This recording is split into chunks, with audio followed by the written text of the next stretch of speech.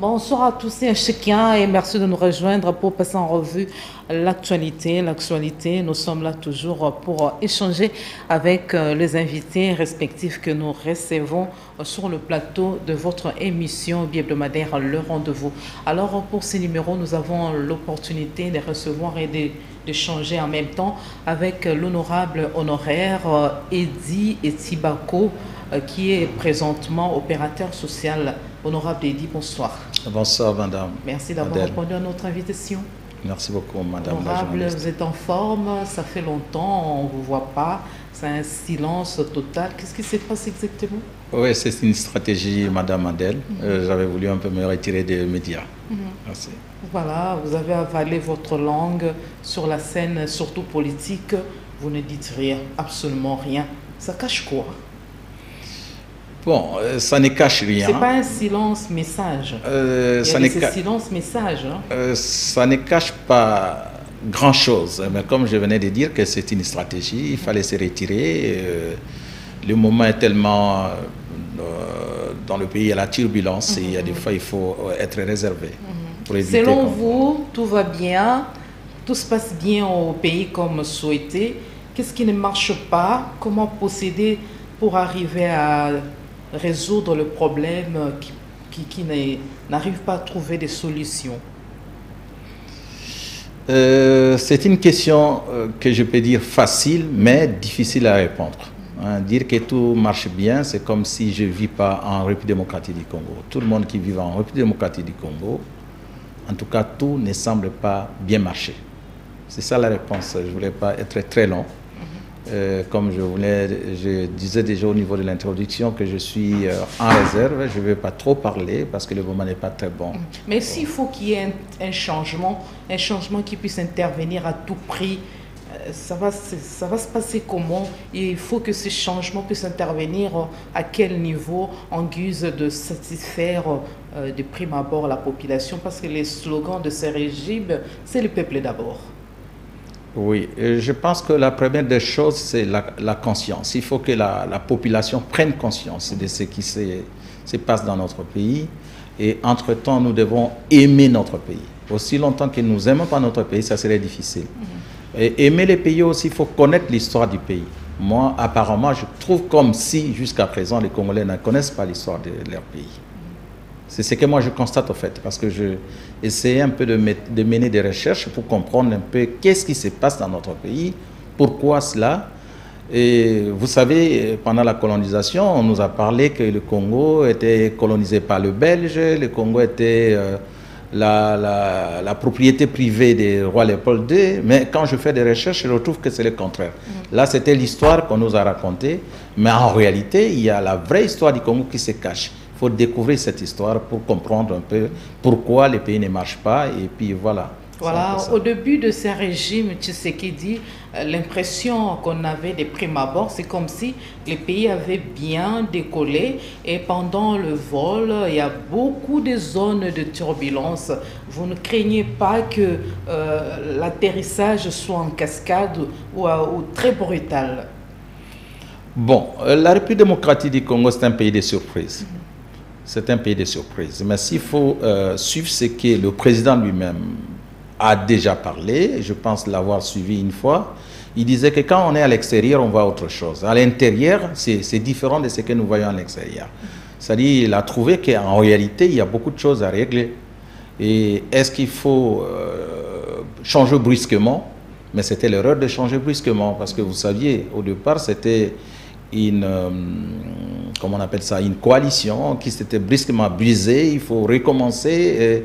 C'est ce qui est un peu compliqué, ce qui est encore compliqué la marche du pays. Est-ce que l'atterrissage serait un bon atterrissage en douceur?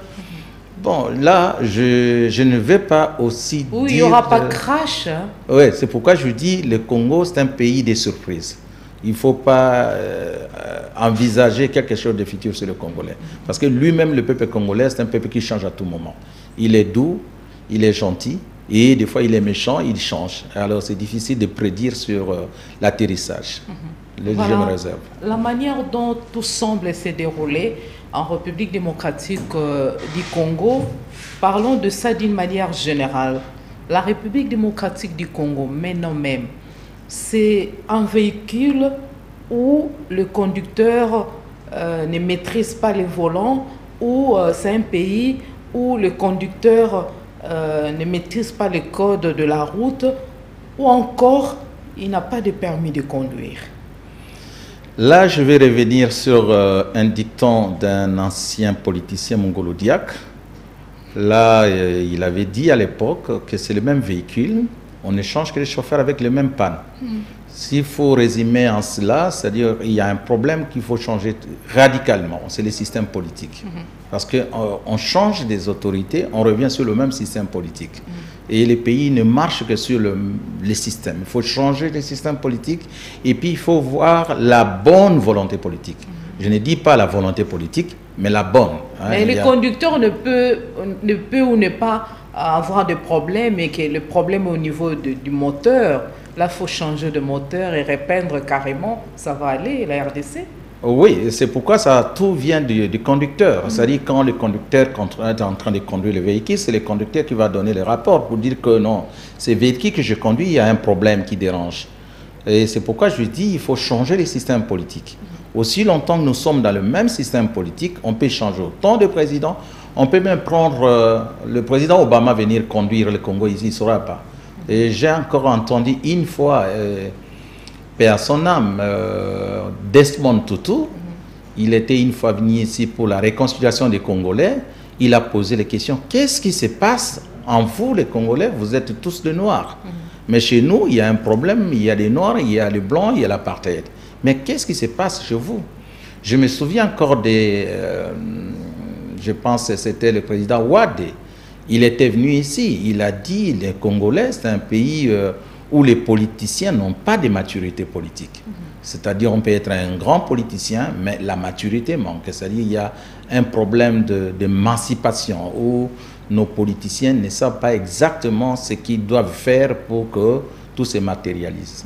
Voilà un peu. Merci pour cet éclairage. Nous parlons de l'actualité, vous comprenez. Dans cette émission, honorable Eddy Tibako, la République démocratique du Congo, RDC, accueille la pré-COP 27 sur le climat. L'idée est géniale, les nations vont se rencontrer, il y aura le nécessaire qui puisse résoudre le problème de notre pays en ce qui concerne le climat, vous trouvez? Je réponds négativement parce que ce n'est pas la première fois qu'on tourne sur des réunions sur l'environnement et ce n'est pas la première fois qu'on donne des millions et des millions en République démocratique du Congo. Est-ce que ces millions atterrissent réellement en République démocratique du Congo ou sont des comptes retour? C'est une question que je me pose. Mais diplomatiquement, ce sont des bons signaux quand même. Bon, diplomatiquement, il y a des gens qui viennent de partout où ils ont des idées. Peut-être au Congo, il n'y a pas des gens qui vivent. Quand ils arrivent, ils trouvent que quand même il y a des buildings, il y a les gens qui circulent, mais ils ne savent pas ce qui ressent la population. Et la population aussi, est-ce que la population des Massina et ailleurs, ils sont au courant de ce qui se passe? Je ne pense pas. Même s'ils sont au courant de ce qui se passe, est-ce que les retombées de toutes ces réunions, les fonds qu'on doit remettre en République démocratique du Congo, ça va servir en quoi? Ça va servir à la population ou ça serait des fonds où il y aura des ONG internationales qui vont s'installer pour récupérer le même fonds, rentrer avec? C'est ça la question qu'il faut se poser. Mais le problème climatique, du réchauffement climatique préoccupe le monde, mais parce que nous parlons de l'Afrique, de la RDC, comment résoudre le problème lié au climat? N'est-ce pas, cette rencontre va permettre de sortir des recommandations en guise de remédier à tout ce qui constitue comme frein au climat? Ici, je m'inscris en faux parce qu'une fois, j'avais regardé quand même la carte du monde, je vis le Congo, où quand vous regardez le Congo dans les satellites, le Congo regorge des milliers et des milliers de rivières. Des rivières d'abord et la forêt. C'est-à-dire, en fait, c'est le poumon même du monde.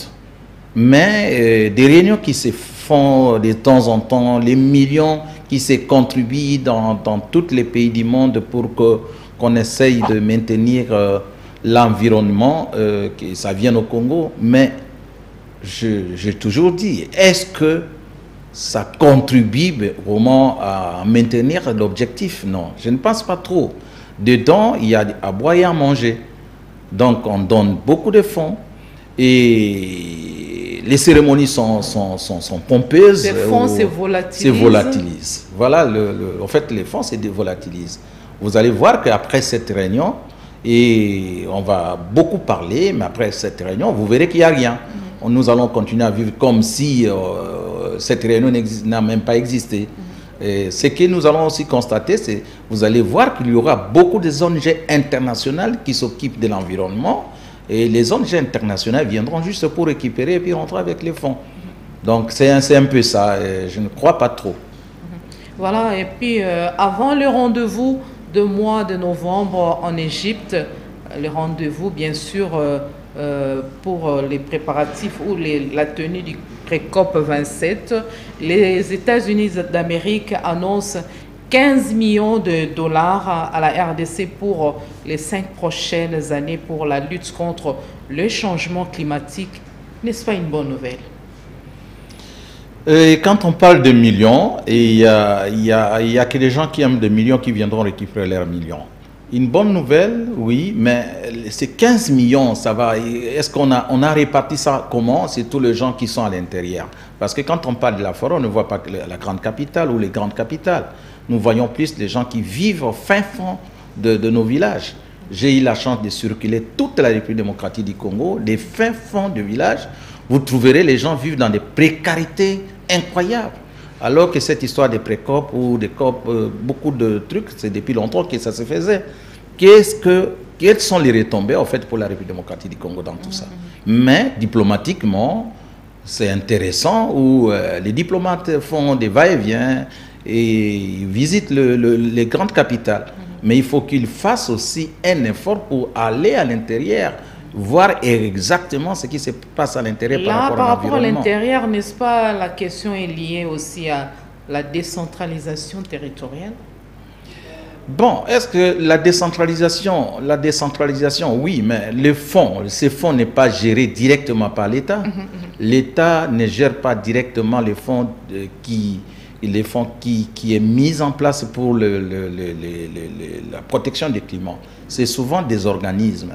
En fait, l'État est là, mais il récupère l'argent. Mais qui travaille quand même en collaboration étroite avec le gouvernement, que ce soit provincial, national, ainsi de suite. Mais oui, c'est ce que je dis. Mais est-ce qu'il y a les suivis pour savoir si ces fonds arrivent à bon port? C'est ça le grand problème. Parce que si on peut parler de Bengamisa, par exemple, et l'argent tombe chez le gouverneur de province, est-ce que le suivi jusqu'au fond? On a parlé des Pirettes. Moi, mon ONG avait même pris l'engagement avec Pirettes. On a fait signer plusieurs papiers. On n'a rien vu comme l'argent. Mais il y a eu des millions qui étaient mis en place pour les Pirettes, juste pour le reboisement. Mais est-ce que cet argent, qui a vu les gens reboiser? Rien, personne. Les fonds est parti. Le problème du développement de la RDC, c'est un problème entre Congolais ou bien les grandes puissances sont aussi pour beaucoup? Il faut faire attention. Moi, j'ai toujours dit que le Congo, ce n'est pas un pays pour les Congolais. C'est un pays des grandes puissances. Quand je fais mes recherches, je suis étonné. Vous saviez que le Congo, c'est l'unique pays au monde qui a été créé par une ONG. Personne ne le dit. On parle de la Belgique. Le Congo, c'est un pays qui a été en fait, fabriqué par une ONG réunissant plus de 13 grandes puissances. Vous saviez, à la conférence de Berlin, si vous n'aviez pas l'information, c'était plutôt plus de 13 pays qui avaient mis ensemble pour constituer le Congo. Il y a même la Turquie de l'époque, il y a eu les Américains, il y a eu les Allemands. Donc le Congo, pour que le Congo marche, il faut qu'il y ait une volonté, non seulement une volonté des nationaux, mais une volonté de la communauté internationale. Parce que le Congo, c'est l'unique pays au monde qui appartient à la communauté internationale. Mais la communauté internationale, maintenant, on a l'impression d'être très sceptique, réticente, et on sent un désintéressement par rapport à la situation de l'Est de la RDC surtout et de tout le pays en général? Bon, ce n'est pas, c'est voulu en fait, ce n'est pas un désintéressement comme tel, ce sont des intérêts. Vous saviez, la communauté internationale... Parce que s'il n'y avait pas de désintéressement, cette réalité n'allait pas perdurer. Non, non. Nous, on a enregistré des millions de morts. 3 mois, Bunagana, toujours occupé, et ils ont croisé les bras, parce que s'ils n'avaient pas croisé les bras, les Rwandais et l'Ouganda et les autres seront déjà interpellés, ne fût-ce que par les organes reconnus des institutions internationales, mais comme la CPI et autres, mais silence radio. Oui, la communauté internationale marche comme ça, madame. C'est-à-dire la plupart des gens ne maîtrisent pas comment la communauté internationale marche. Il y a la communauté internationale, la même communauté internationale qui protège l'humanité. Il y a la même communauté internationale qui détruit l'humanité. Ils se disent, il y a beaucoup de gens, il faut réduire le nombre de gens. Une communauté chauve-souris? Bon, non, non, c'est comme ça marche. C'est-à-dire, en fait, la communauté internationale marche. Et il y a des stratèges qui regardent comment le monde est fait. Le monde est fait pour, comment on dit, la loi de plus fort, ou comment on appelle ça, la loi naturelle. J'ai perdu de vue, comment on appelle ça? Non, non, c'est pas la loi des pesanteurs, c'est-à-dire en fait le plus fort mange le plus faible. C'est comme ça, c'est comme ça. Et puis à la fin, le plus petit mange ce que le plus fort a laissé. En fait, vous voyez les fourmis, c'est l'insecte le plus petit, mais à la finalité, c'est les fourmis qui mangent ce qui était tué. En fait, le monde marche comme ça. Si vous regardez même les États-Unis, et ça marche comme ça, ça dit s'il faut tuer, on tue pour équilibrer le monde. Et ne croyez pas que la situation de Bunagana, c'est une situation qui n'est pas voulue. C'est une situation qui est voulue par la communauté internationale.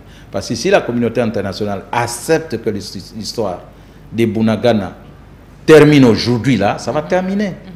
Je me souviens quand l'AFDEL avait attaqué à l'époque pour entrer en République démocratique du Congo, la communauté internationale avait décidé d'envoyer un général canadien pour bloquer l'entrée de l'AFDEL. Mais du coup, la communauté internationale a décidé que le général ne vienne pas. Il a permis. Donc, tout ce qui se passe, c'est la communauté internationale. C'est la volonté de la communauté internationale. Voilà, merci. Espérons que la paix un jour va gagner du terrain à l'est de la RDC, pourquoi pas dans tout le pays et dans l'ensemble du continent africain qui est bel et bien manipulé par l'Occident, les grandes puissances. La communauté internationale. La communauté internationale. Ouais. Dieu aidant, ça va passer. Voilà. Ah, c'est sûr. Parlons autre chose. Rémi Ménage au sein de FARDC est notre chef d'état-major à la tête de l'armée. C'est le lieutenant-général Etuwewe. Je ne sais pas si je bien prononcer les noms. Qu'est-ce qu'il faut attendre de ces changements au sein de l'armée? Oui, s'il faut d'abord commencer à répondre sur votre question, d'abord féliciter les nominés, les gens qui viennent d'être nommés par le président de la République, qui sont de jeunes. Je pense que les jeunes vont apporter les sangs nouveaux dans l'armée. Nous espérons qu'avec les nouveaux venus, il y aura un changement. Parce qu'on s'attendait à ça et il fallait que ça soit venu au moment opportun. Je pense que comme le président vient de le faire, certainement il a trouvé que c'était le moment. Et attendons voir, parce que je ne pense pas que ça va s'arrêter. Il ne fallait pas commencer par réformer l'armée ou le changement à la tête de l'armée, ou encore ce changement devait intervenir à tous les niveaux au sein de l'armée. Oui, moi je trouve comme si je ne suis pas dans le secret du président de la République. Je pense que ce n'est que le début. On doit certainement changer partout. Il y aura peut-être des gens qui vont aller aussi en retraite, là c'est sûr. Et dès là, on peut commencer à réformer l'armée. Parce qu'on ne savait pas, on ne pouvait pas réformer l'armée avec les anciennes têtes.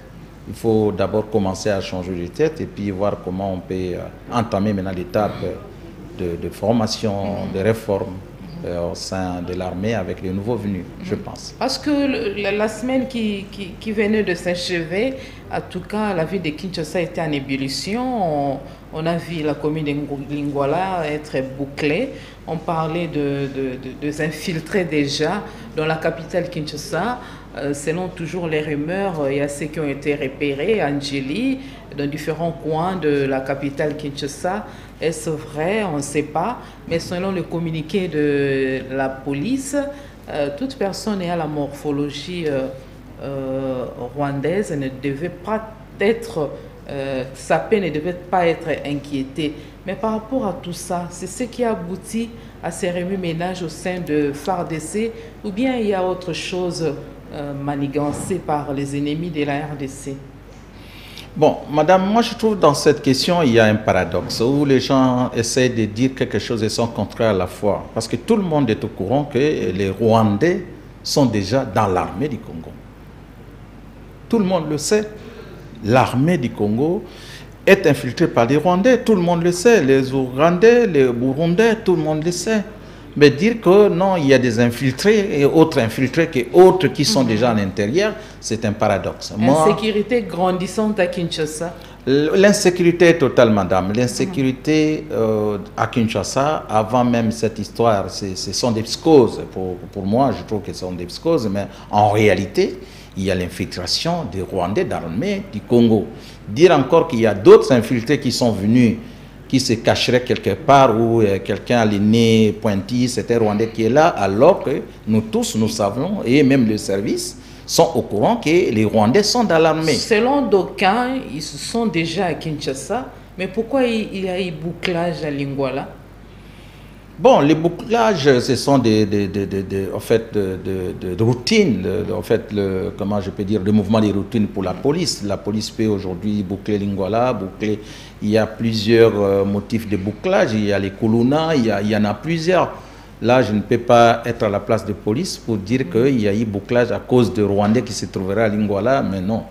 Je pense que pour moi, le problème des infiltrés rwandais à Kinshasa, c'est un faux problème, parce que nous savions que dans l'armée, il y a des Rwandais déjà. S'il faut que ces Rwandais qui se sont infiltrés infiltrent encore bien le Congo, ils vont passer par leurs frères qui sont dans l'armée. D'après moi, en fait. Ça, c'est mon point de vue. Voilà, ça perturbe la quiétude de la population de la RDC. Ça, je parle d'autre chose, c'est l'occupation de Bunagana. Oui. Comment faire pour récupérer aux mains du M23 cette partie du pays? Oui, cette question peut se résoudre dans plusieurs options. La première option, il faut mettre dans la tête que cette partie du pays est occupée par des Rwandais en complicité avec les Congolais. Là, il faut mettre ça en tête. Même s'ils sont des terroristes, ce sont des Rwandais en complicité avec les Congolais. Il faut remonter maintenant le Centre City, là où il y a eu des Ougandais en complicité avec des Congolais qui avaient aussi pris part avec les MLC. Il y a eu aussi des Rwandais avec les RCD Goma qui avaient pris part dans la guerre en complicité avec les Rwandais. Je vais vous compléter, selon certaines indiscrétions, la volonté du Rwanda, c'est de marcher sur Goma, cette ville beaucoup dynamique qui est Kigali. Moi, je ne vois pas ça de cette manière-là, parce que le Rwanda, quand on prend le Rwanda, le petit pays Rwanda ne peut pas marcher sur Goma sans la volonté de la communauté internationale en complicité avec les Congolais. Comme j'avais dit que le peuple congolais, c'est un peuple qui peut surprendre à tout moment, il change à tout moment, c'est un peuple incontrôlé. Donc Kigali, en lui seul, ou le Rwanda en lui seul, ne peut pas prendre Goma, la ville de Goma, sans la complicité des Congolais. Voilà. Mais Herman Coher, ancien diplomate américain, a clamé haut et fort, le Rwanda et l'Ouganda doivent être condamnés par les dirigeants mondiaux suite à leur rôle majeur dans les troubles qui secouent l'Est de la République démocratique du Congo. C'est de l'ironie? C'est de l'ironie, parce que dire qu'elle doit être condamnée par la communauté internationale, non. Ça, ce n'est pas la finalité. Ce n'est pas la finalité, parce que le Rwanda et l'Ouganda, on peut les condamner aujourd'hui, aussi longtemps qu'on n'arrive pas à les bouter dehors. C'est de l'ironie. Parce que Cohen, c'est un Américain, un ancien sénateur, et qui connaît bien l'histoire de la République démocratique du Congo. Mais le problème, ce n'est pas de condamner seulement. C'est maintenant de demander au Rwanda et l'Ouganda de rentrer, de ne pas soutenir. Au cas contraire, qu'ils mettent la force, parce que le Rwanda n'a pas une force plus que la force de la communauté internationale. J'étais même tétanisé lorsque le représentant de la MONUSCO avait déclaré que l'armée qui est à Bunagana, c'est plus fort que l'armée de la MONUSCO. C'était de l'ironie, vous comprenez? C'est en fait la volonté de la communauté internationale n'est pas encore en place pour que le Congo recouvre la paix. Voilà, merci, le message est passé. C'est l'honorable Eddie Tibako. Il est pour l'instant opérateur économique, comme je non, opérateur social. Opérateur social, comme je l'ai signifié tantôt. Et puis député national honoraire. Voilà, député national honoraire. Le budget 2023 est à la hausse de 12%, soit 14 milliards de dollars. Mais la situation sociale reste toujours la même, la misère, la pauvreté et les lendemains incertains. Selon vous, honorable Eddie, qu'est-ce que les députés doivent faire pour améliorer cette situation en République démocratique du Congo? Les budgets pour les sociales de la population, surtout ça. Oui, parce que quand les gens parlent de social, c'est trop ambigu. Ce sont des privés qui boutent le social, en fait. Parce que quand le privé, on laisse les privés créer des entreprises, embaucher les gens, et les sociales, c'est les booster. Mais quand on prend l'argent, on engage les gens comme fonctionnaires de l'État, on n'arrive pas à les payer, on distribue de miettes, on peut engager des milliards de personnes dans la fonction publique. C'est une charge, c'est-à-dire pour dire que le social ne serait pas boosté. Le grand problème ici, ce n'est pas seulement le budget, mais il faut savoir orienter ce budget. Aussi longtemps que le budget est mal orienté, donc la vie sociale de la population serait toujours précaire. Moi, je ne crois pas, je suis très négatif. Même si on augmentait les budgets à 150%, aussi longtemps qu'on n'oriente pas bien ces budgets, je pense qu'on n'aura pas une réponse à la vie sociale de la population. Les responsabilités ne sont pas partagées par rapport au bien-être de la population?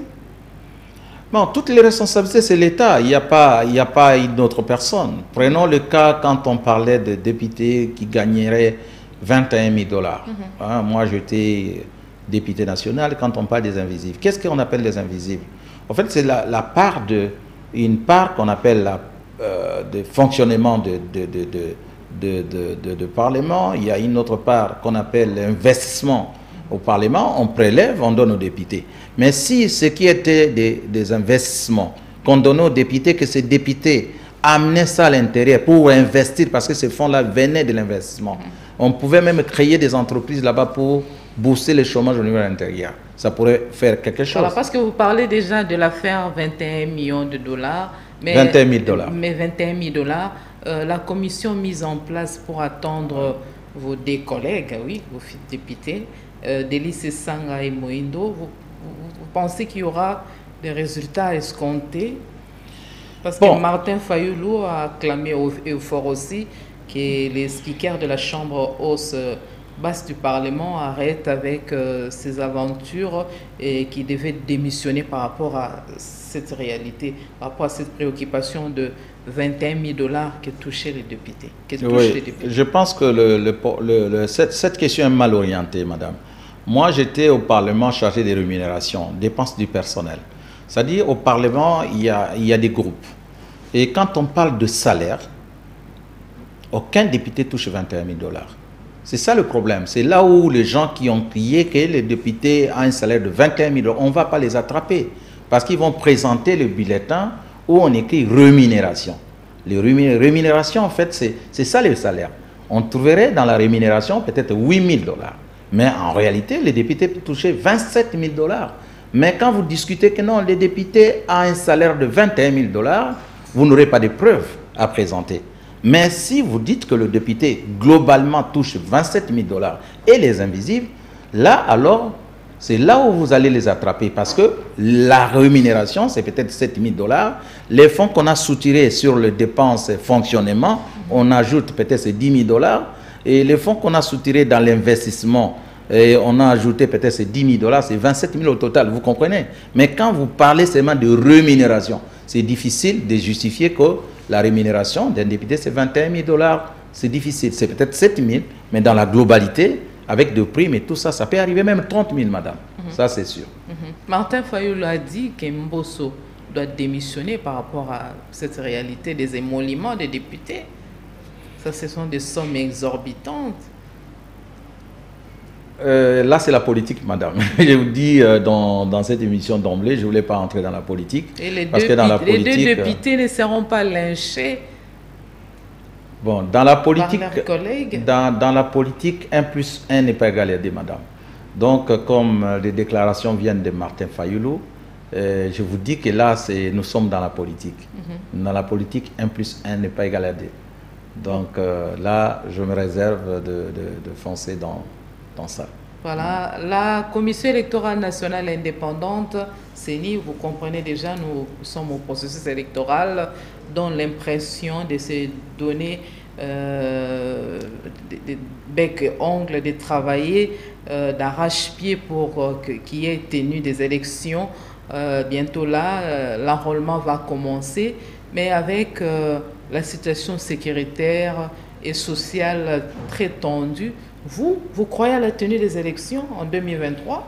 Donc il nous reste 15 mois pour parler de ce scrutin.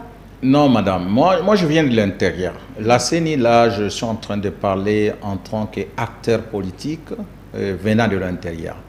Il n'y a pas seulement l'insécurité, madame. Il y a le point de cartographie. C'est du fiasco. Je viens de l'intérieur, il y a... Cartographie des bureaux de vote ou bien... Cartographie des bureaux de vote, tout est biaisé. La CENI doit recommencer parce que tout est politisé. Je prends l'exemple de Bolobo chez moi, où j'ai même reçu une note que je dois déposer à la CENI. La CENI, tout est politisé. Au niveau de l'intérieur, on a mis des chefs d'antenne qui n'ont pas fait du bon travail. Je prends l'exemple de Bolobo, où un chef d'antenne est allé voir les chefs de la cité. Il a traité seulement avec les chefs de la cité. Les chefs de la cité lui a donné une cartographie de son bon vouloir. Et puis vous savez que les élections sont ethniques. Les élections sont tribales et ethniques au niveau de l'intérieur. Même à Kinshasa, on fait semblant, mais à l'intérieur, c'est cela. Mais la cartographie, c'est déjà biaisé. Là, je ne parle pas de l'insécurité. Donc la CENI a de pain sur la planche parce qu'il y a tout est à recommencer à l'intérieur. Alors je disais que pour les élections, si la CENI tenait vraiment à organiser des élections comme prévu, à la date prévue, ça sera des élections fiasco. Ça serait des fiascos parce qu'en fait, il y a un problème sérieux au niveau des cartographies, sans compter le problème de l'insécurité à l'Est.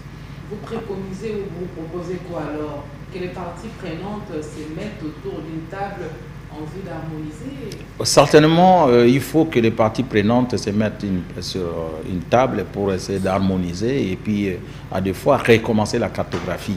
Parce que la cartographie au niveau de l'intérieur, ce sont des chefs de cités qui ont mis en place un comité sans consulter les notables et voilà, donc il faut qu'il y ait le pourparler entre les acteurs politiques. Donc c'est un peu ce que je disais, et selon l'honorable Aïdi, il faut que les parties prenantes puissent se mettre autour d'une table pour harmoniser les vues. Malgré qu'il y a les préalables, la commission électorale indépendante, son bureau et le président de cette institution d'appui à la démocratie continue à confirmer qu'il y aura élection dans le délai. Par quel miracle, par quelle magie, en tout cas, c'est le bureau et le numéro 1 de la centrale électorale savent les secrets. Ça vous convainc? Toujours ça ne me convainc pas parce qu'il faut que la commission électorale indépendante écoute la population, écoute la base. Parce que les élections, en fait, c'est la population qui doit voter. Ce n'est pas les bureaux. Ça sent déjà les glissements. Oui, ça sent les glissements. Et puis, c'est à 90%. Bon, je ne sais pas quel est le miracle qu'ils ont mis en place pour essayer de contourner cela. Voilà. Autre chose, honorable Eddie Tibako, ça ne va pas. Kwamuntu, toujours à l'est de la République démocratique du Congo également. Et pas plus tard qu'à la chute de la semaine passée, le chef de l'État garant des institutions a échangé avec le speaker de la Chambre basse et haute du Parlement. Au menu, la situation à l'Est et à Kwamuntu. Mais vous, quelque part, il y a des années passées, l'honorable Eddy Etibako, vous avez plaidé pour la mise en place d'un tribunal spécial pour juger tous les extrémistes qui s'adonnent à l'épuration ethnique. Vous réagissez comment par rapport à la réalité actuelle à Kwamoutou et à l'Est? Bon, commençons par Kwamoutou parce que je suis d'abord de Mai-Ndombe. Okay. Vous voyez, Kwamoutou est une entité de Mai-Ndombe. Et quand vous regardez le mode opérationnel de ce qui s'est passé à Kwamoutou, c'est le même mode opérationnel de ce qui s'était passé à Yumbi. Okay. C'est-à-dire, on commence par tuer les chefs. Vous voyez, à Yumbi, c'était la mort du chef. Bien qu'on a dit que les chefs étaient morts d'une mort naturelle, mais non, ce n'était pas une mort naturelle. Et puis, on parle souvent, on camoufle ça dans les redevances coutumières, on camoufle ça dans les conflits intercommunautaires. C'est là où on ne trouvera pas la solution. Parce que la réalité de tout ce qui s'est passé, s'était passé à Yumbi, et de ce qui vient de se passer à Kwamoutou, c'est plutôt mobile politique. Il faut qu'on mette ça dans la tête. Aussi longtemps qu'on ne met pas ça dans la tête, qu'on prend ça comme étant des conflits intercommunautaires, là, c'est déjà perdu. Perdu en avance, il n'y aura pas une bonne solution. Pourquoi ça commence aussi seulement dans le Mai-Ndombe? C'est parce que ce sont les mêmes auteurs avec des alliés. Et quand vous regardez comment la façon dont on a tué à Yumbi et la façon dont on a tué à Kwamoutou, c'est-à-dire qu'il y a eu des infiltrés qui sont venus d'ailleurs pour couper. Parce que chez nous, à l'ouest, on ne coupait pas les gens. Il n'y avait pas ce système de couper les gens avec des machettes. C'est-à-dire ce sont les mêmes auteurs qui ont pris des engagements avec les gens de l'Est pour pénétrer. En fait, vous ne pouvez pas détecter ou tenter d'estimer cette main noire qui est derrière les conflits, surtout à Kwamoutou. C'est connu, c'est la même personne, madame. Je vous dis que la personne, l'auteur principal qui a fait à Yumbi, c'est la même personne qui a fait à Kwamoutou. C'est dans le Mai-Ndombe. Et c'est qui la personne? Non, on ne cite pas les noms parce que les renseignements connaissent la main noire. C'est la même personne. C'est la même personne, le même mode opérationnel. On tourne sur le chef coutumier. Les chefs coutumiers, la redevance. Mais non, ce n'est pas ça. En fait, il y a une main noire. Quand on parle de la province de Mai-Ndombe, on connaît des gens, les acteurs. Si c'est une personne bien identifiée, qu'est-ce qui fait qu'on n'arrive pas à mettre la main sur lui pour que les calmes soient rétablis? C'est pourquoi je vous dis que c'est politique. Comprenez? C'est politique. Et c'est politique, c'est compliqué. Ne croyez pas qu'on ne connaisse pas, on ne connaît pas l'auteur. Ça risque de compromettre les élections, la tenue des élections, parce que là déjà, Bunagana, ils ne vont pas s'enrôler. À Kwamoutou aussi, ça risque d'être compliqué, donc c'est très compliqué. Bon, les histoires là, ça se passe souvent... La centrale électorale a du pain sur la planche. Comme je disais que c'est le même mode opérationnel, c'est-à-dire ce sont des opérations qui se passent vers la période électorale. Si vous voyez à Yumbi, c'était vers la période électorale, c'était avant qu'on vote. En fait, ce sont des tactiques ou le mode opérationnel pour réduire les données électorales pour telle ethnie et l'autre. On prend les astuces. Je vous ai toujours expliqué cela. Ça inquiète parce qu'il y a de pertes en vies humaines. Ils sont fous parce qu'ils sont des criminels nés. Ce sont des gens qui sont faits pour ça. Donc pour avoir le pouvoir politique, il faut tuer. Et ils sont connus, mais malheureusement, l'État n'arrive pas à mettre la main sur eux. Souvent, la plupart sont des gens qui montent encore dans des promotions, ce qui est bizarre. Voilà, nous avançons lentement mais sûrement vers la fin de cette émission. Honorable Eddy Etibako, parlez-nous de vous, vos ambitions, qu'est-ce que vous projetez ou vous comptez faire dans les jours à venir? Vous allez postuler à nouveau ou vous comptez faire quoi, bien que vous soyez opérateur social? Bon, moi en tout cas, quand je regarde ma vie, je suis plus humanitaire. Je suis plus humanitaire. Je vois évoluer mieux en humanitaire qu'en politique. Parce qu'il y a des choses qu'on vit en politique qu'on ne sait pas parler. Vous ne rêvez plus retourner à l'hémicycle du Palais du Peuple? Non, tout dépendra de la population. Parce que moi, en fait, comme je dis, je ne suis pas politicien né. C'est plutôt la base qui m'a demandé de venir postuler et je le fais. Si aujourd'hui ma base me demande de faire, je le ferai. Mais de moi-même, non. Ça sera toujours à Maïndombe? Votre circonscription électorale? Oui, ma circonscription électorale, c'est Bolobo, territoire de Bolobo. Je suis aussi très populaire à Kinshasa, mais j'ai plus la vision de l'intérieur. Mais la collaboration est déjà étroite, hein, parce que les courants passent déjà entre vous et la population de ce coin, parce que c'est le moment de parler de cette population, de l'enrôlement, de l'identification et autres, parce que il y a ceux qui sont découragés par les réalités de la situation actuelle, ils n'ont même pas envie d'aller s'enrôler ou voter encore. C'est le moment aux candidats de commencer déjà à accompagner la CENI en guise des éducations civiques et électorales, envie de parler de la population, de la quintessence de ces opérations préélectorales. Oui, je suis en contact permanent avec ma base électorale. Je vous ai parlé tantôt qu'il y a une lettre de contestation de la cartographie de ce qui vient de se faire à Bolobo où le responsable de la CENI, le chef d'antenne de la CENI, n'a eu contact qu'avec le chef de la cité pour mettre en place une cartographie alors que c'est plutôt les notables qui devraient se réunir pour parler avec la CENI. Et entre-temps, Bolobo était érigé en ville.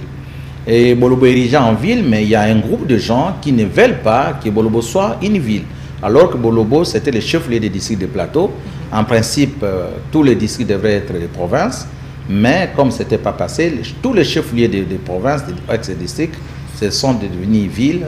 Nous attendons que le ministre de l'Intérieur installe les maires de la ville dans tous les chefs-lieux des territoires, des chefs-lieux de l'ex-district, afin que le ville bénéficie de l'électorat des villes. Voilà, c'était un plaisir énorme pour nous, Antena, l'émission Le Rendez-vous, de changer avec l'honorable Edi Etibako, parce que nous sommes à la fin. Un message chute pour clôturer, honorable. Le message de la fin, je salue toute la population d'abord de ma base de Bolobo, et puis toute la population de Bunagana où ils sont, nous sommes de cœur avec eux. Le Congo est un et indivisible et ça restera indivisible jusqu'à la fin de ce monde, quelle que soit la pression de la communauté internationale. Voilà, vous avez aimé cette émission, remerciez la chaîne de référence Antena, le preneur de vue, ainsi de suite. Nous vous remercions amplement, vous fidèles téléspectateurs, d'avoir suivi avec beaucoup d'attention et intérêt votre émission que vous aimez bien sur Antena, Le Rendez-vous. Vous l'avez pris en cours. La rediffusion ce demain à 12h30 heure de Kinshasa. Vous voulez participer à l'émission? N'hésitez pas, appelez-nous au 081 94 95 181. Vous serez les bienvenus sur le plateau de votre émission Le Rendez-vous. Il me reste qu'à vous souhaiter une très belle soirée à tous et chacun.